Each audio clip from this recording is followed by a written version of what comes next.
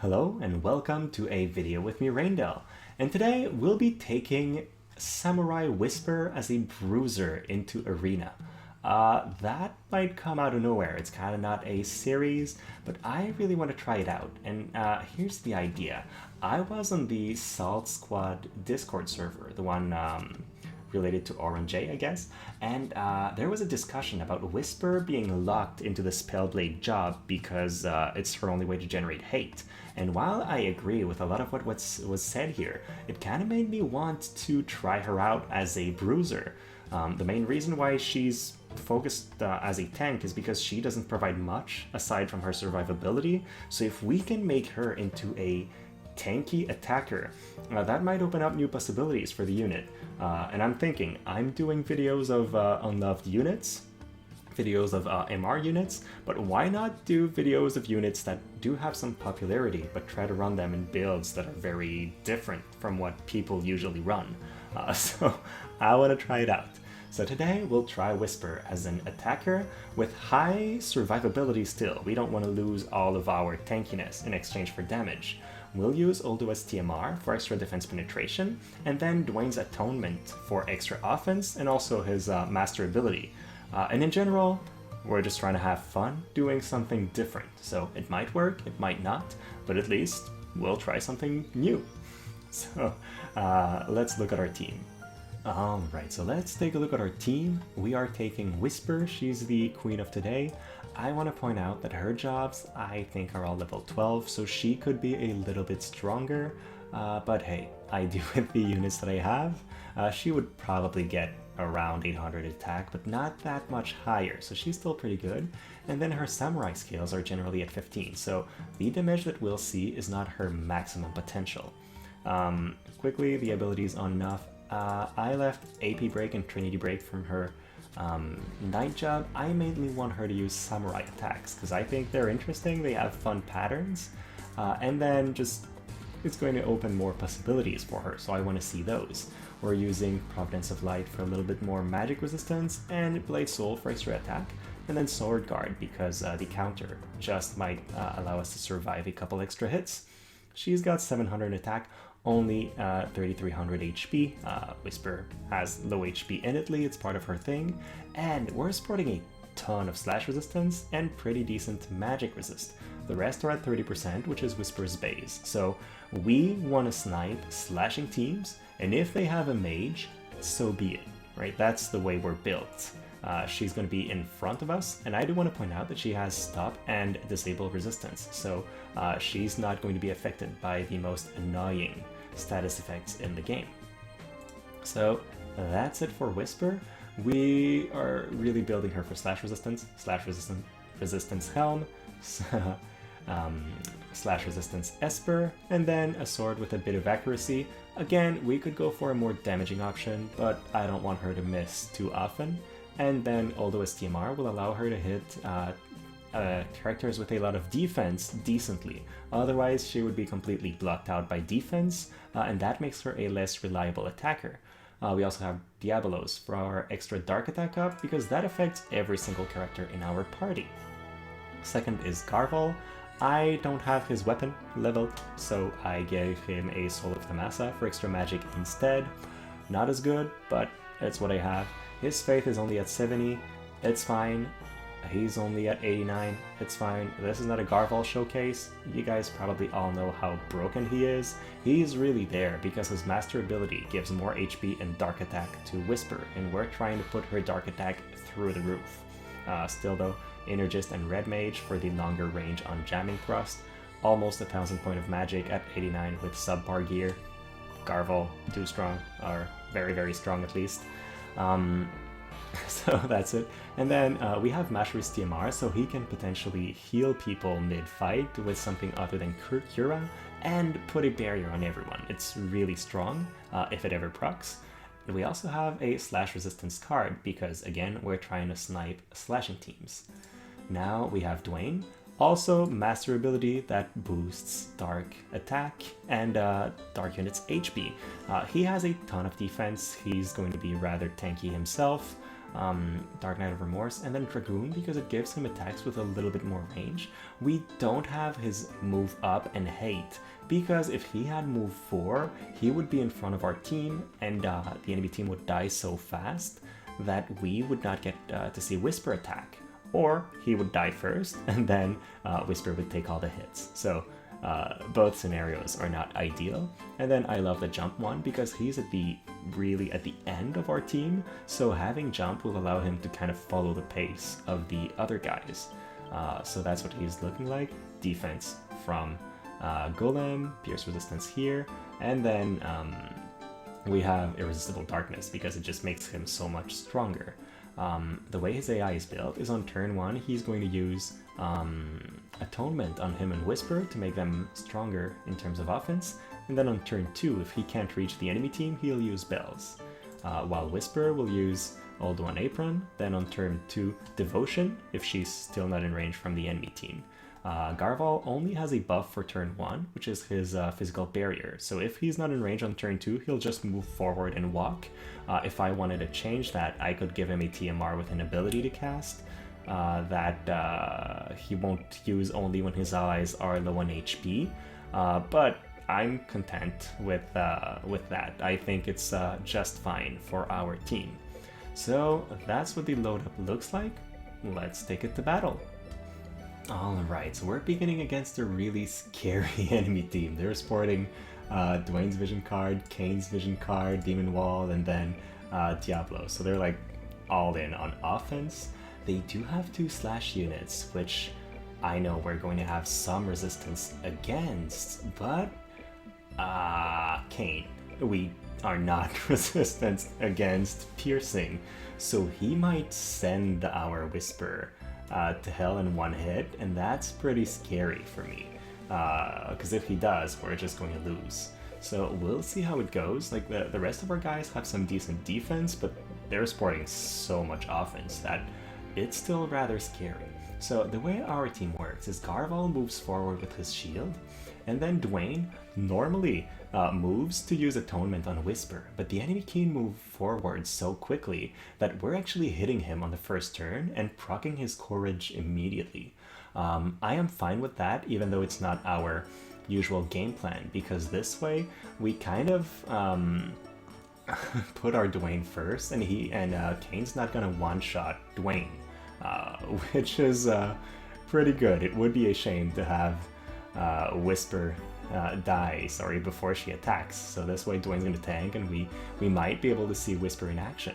Now, Sterne does a surprisingly low amount of damage on Garvall because he's just so resistant, and at that point we're hitting the enemy team for a lot of damage.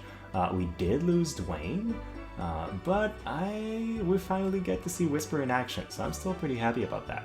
Okay, 2400 on Kain, not as much damage as I would have wanted, but she didn't get the Atonement buff, so I guess it's to be expected that she would hit a little bit weaker than otherwise. And at that point, everyone from the enemy team's just hitting Whisper, but she has Night Veil.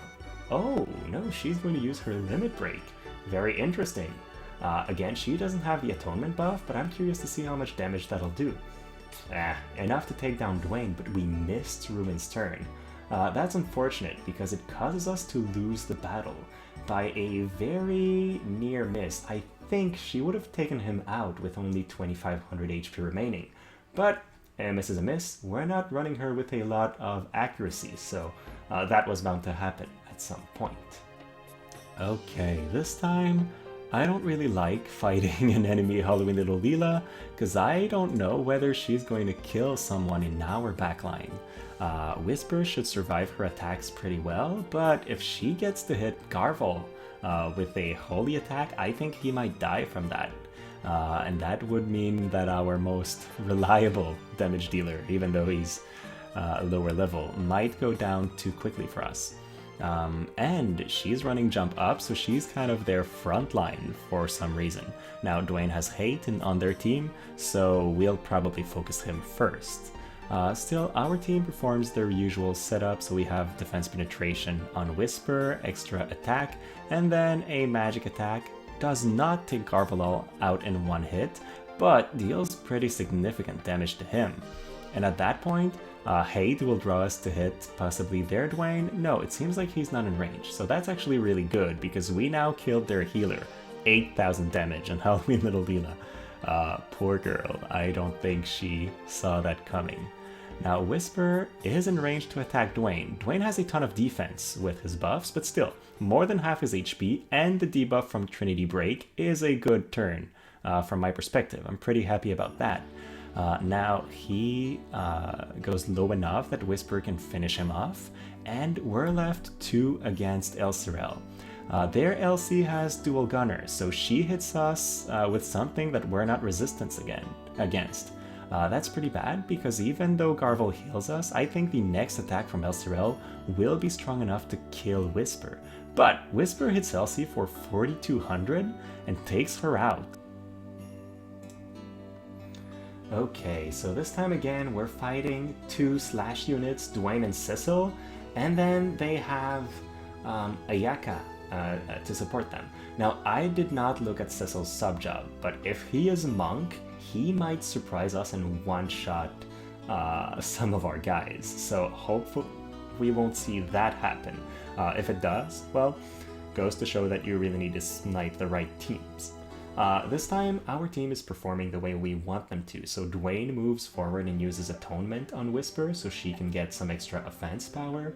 Then Whisper uses Orlandeau's TMR, and now she's fully buffed and ready to go. If she has another turn before reaching the enemy team, she's going to use it to cast her Devotion buff, but we're fine with going into combat without that. Now, Duane is using Dragoon attacks, so Whisper will be weak against those, but she'll be pretty tanky against anything else. On his second turn, our Duane is designed to use bells so that he can spam abilities from that point onwards. So we're actually in a pretty good situation where everybody on our team got their buffs up. Then Cecil dies, so that's very fortunate. And at that point, Duane's in the air again, but he's gonna land and eventually die. Like, this fight is going pretty well. So, half of Whisper's HP. That's to be expected, considering that she's built with a lot of slash resistance in this team and not pierce resistance. So at that point, seems like the rest of our team is attacking so quickly that Whisper will probably just do a basic attack for 500. Yeah, I want to see her abilities, not her basic attack. Hopefully, she'll get a chance to hit other people. Now, Cecil comes back to life, but it's Garvall's turn again, so he's just going to die once more from an 8,000 points of damage attack. Now, Duane does get in range to attack, but Whisper gets a turn first, so let's see what she does. Trinity Break, only 1,600, so pretty low damage, but as you can tell, this Ayaka was pretty tanky. Duane did 2,500, so that was thanks to the barrier from Cecil. Alright, we found another slashing team. Alright, we found another slashing team. They're sporting super high offensive vision cards, but they don't have Exorcist, which is something I realized I need to check, because if the enemy team has Exorcist, our Whisper becomes a lot less tanky against their attacks since they ignore a large portion of her slash resistance. So now the enemy team's moving forward pretty quickly, but they will still be out of range from Duane, so that's very important, otherwise he's not going to cast his Atonement buff. And in the other fights, we've noticed that Atonement often expires before Whisper gets the chance to attack, but now the enemy team's moving forward pretty quickly, so we might have a shot at seeing her use it. So yeah, they have Ayaka, they're going to be able to revive, but we're going to get to attack first. Now, Duane has a lot of defense, but he also has a pretty weak, well, I mean, we have a lot of defense penetration, and then they all have slash attacks so far, so we're resisting them very well as well. So now, okay, Ayaka's limit break, that's going to make the fight last a bit longer, so we might get to see Whisper attack more often. I am very much fine with that. So Whisper gets into position and uses Trinity Break for half, roughly, of Duane's HP, 2800. Not as much of damage as what our Duane is doing, for example, but more than what their Duane is doing, so that goes to show we're still hitting for a very decent amount of damage. Now, Garvall, obviously super heavy hitter, and we're not being very fair for Whisper here, comparing her to all those top tier attackers. But it's part of the game. If she wants to be in the cool kids club, she needs to be able to do comparable damage to them. Otherwise, she's better off as a tank, right? So we'll see if she's ever able to catch up to them.